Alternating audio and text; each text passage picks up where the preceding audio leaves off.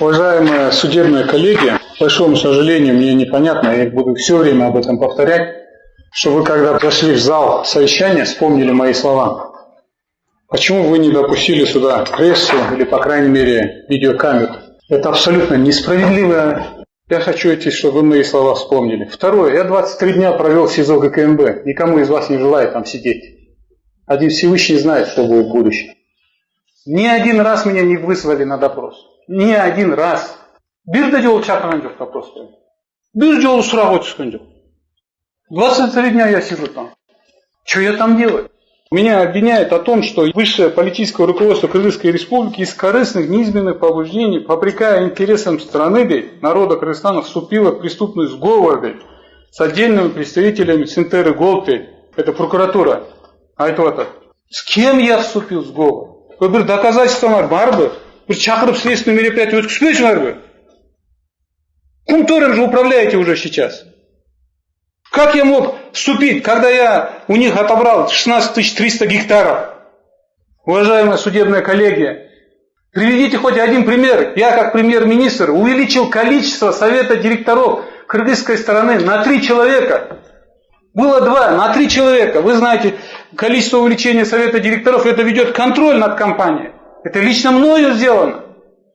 Лично мною сделано поручение о том, чтобы в Синтера Голд ввели финансового директора с кыргызской стороны, чтобы контролировать за финансовыми потоками. Это же есть защита кыргызской стороны, защита государственной собственности. В Кыргызстане создано было 2 компании. Кумтор Голд Компани, Кумтор Оперейтинг Компани. Лично я сказал, ликвидировать нужно эту одну компанию. Нужно здесь, которые операторской компании ввели с кыргызской стороны финансового директора, Веткеров. Потому что управлять рудником, наверное, профессионал нужно бы. И мы бы финансовые потоки бы, по крайней мере, контролировали бы. Мы бы выявили в бухгалтерии их нарушения. То есть мы замду жолмен бармак кыста, жөнүндө басып албай. Экинчиси мен барып туруп Кумтор барып айтып атам, экологический катастрофа, экологический немени штрафты коебуз деп атам. Парламентте сүйлөп атам мен. Садыр Нуркожоевичтин комиссиясын колдоп атам мен.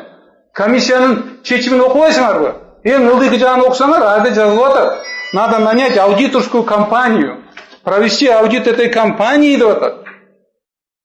Но государственная комиссия, не я же это решил парламент. Парламент решает создать госкомиссию до 10 июля. Я эту госкомиссию создаю 3 июля. Еще быстрее. Если я бы был заинтересован затянуть, наверное, не 10 июля, 20 июля бы я бы, наверное, создал эту госкомиссию. Посмотрите, как правительство исполняет постановление Джоркинеша. Очень много постановлений Джоркинеша не исполняет правительство. И не обязано исполнять. Но я-то исполнил это поручение. Кого я во главе комиссии поставил? Тимира Аргимбаевича, Шихмаматова поставил. Динара деген, который на 5 миллиардов эколог. Ошол кызды койдук. Да. И ошол демемен Динарамен барып туруп Кумторду кыдырып жүрөм. Барып туруп айтып атам ошонун бардыгын. Кумтор менен реально бийликте турган күрөшкө мен болдумбу? Бирөөдү айткылачы, бир фамилияны айткылачы, публичный бийликте турган ким күрөштү Кумтор менен? Өрбөк Токтогуш много күрөштү деп айткылачы. Понятно, Садыр Нуркожоевич депутатский комиссия менен күрөшүп атат. Депутаттар да айтып атат. Но бирок исполнительный орган катары, который отвечает за экономику. Я же единственный боролся с этим Кумтором. За что меня судят? За что судят? Наверное, причина в другом. Потому что народ меня, наверное, поддерживает. За это меня хотите судить, что ли? За это, что ли, меня судите? Элге жардам берген үчүн судите, что ли, меня? Элге жардам берген үчүн прокуратура, что ли, меня обвинение делает? Бир доказательство за жок эле статью ссылается. Хотел бы доказательство керек, то бир депутат айтты, что я их заставил голосовать по этому Кумтору, что против депутатской этой комиссии. Даже моя фракция, республика фракция, 5 человек проголосовали в поддержку депутатской комиссии. 9 человек вообще воздержались.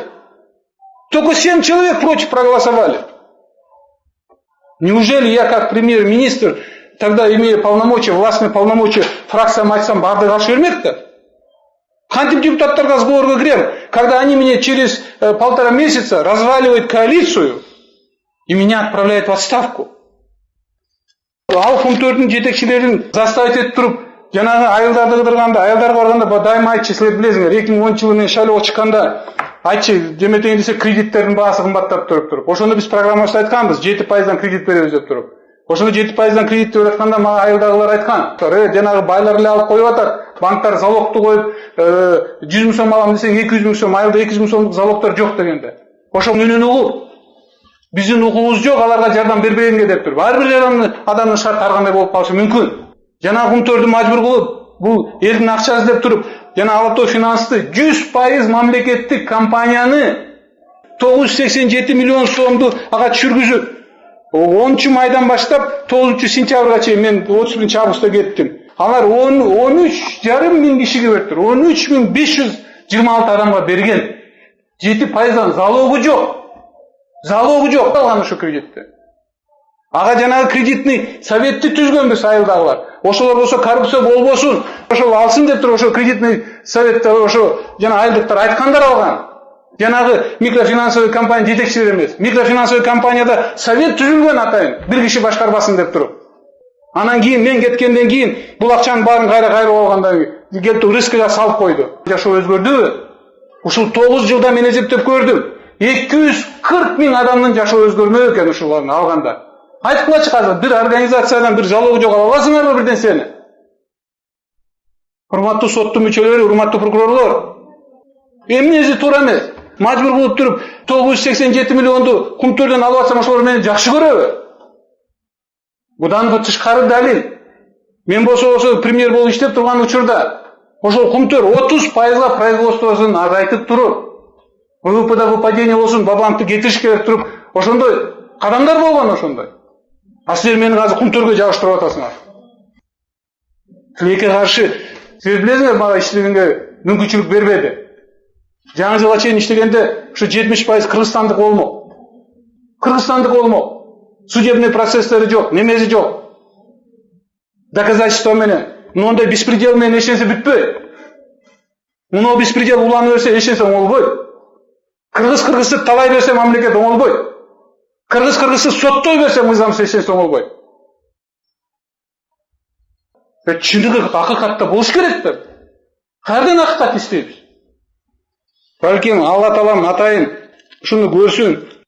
Чыныгы сотторду көрсүн, чыныгы укук органдардын жүзүн көрсүн деп туруп Алла Таалам ушуну кылып аткандыр. Баары Алла Тааламдын колунда. Мен ишенем.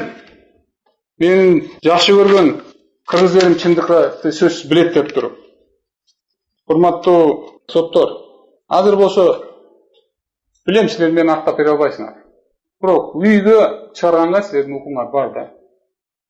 Мен болсо азыр генеральный прокурор болуп отурган Зулушевка жана соттордун соттордун төрагасы болду. Азыр билбейм ошо Зулушевдин жанында жүргөн ошолор. Билесиңер, мен ошо Ташиев, Садыр Жапаров, Мамытов неметип атканда Атамбаевдин убагында өздөрү эрк алып туруп мынакей чыгарганда. Бийликтин аттан тапшырмасы эмес булар, эрк алып чыгарганда. Бүгүн көрүп атасыңар. Адамдар калыс чыгарса, Алла Таалам өзү кандай алып чыгат депчи. Мен ишенем ушу үчөөңөр азыр калыс чыгарасыңар депчи. Телефонный звонок эмес, буйрутпаган эмес. Ногас окуп туруп. Мен сыртка чыкканда коомчулукка жардамдан башка зыяным жок мен. Мени дагы айда канча күн кармайт, бир Алла Таалам өзү билет. Бирок ошодон элге пайда болобу, коомчулукка пайда болобу? Атан тышкары бул мыйзамдуубу же мыйзамдуу эмеспи? Мен ойлойм, силер болсо ошо өзүңөрдүн намерениялерин эсептешип туруп, тапшырманы аткарбай өзүңөр чечесиңер болот. Рахмат.